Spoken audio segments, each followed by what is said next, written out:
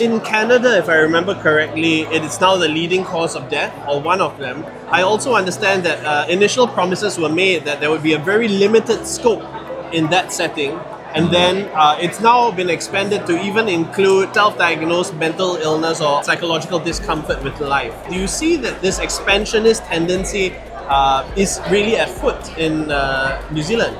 Certainly what you can see is there's an underlying idea of what it is to be human, and it's the logic of that idea that it means it's inevitable that these regimes will expand, because the basic idea is that nobody should have to suffer. We should be in control of everything that we possibly can be in control of. Once that's the understanding, once that's the mindset, there's no real reason to sort of draw a line somewhere and then say, well, that's it for all time and forever, definitively. Yeah. So, for example, in New Zealand, we have a limit of around terminal illness with a prognosis of 6 months to live.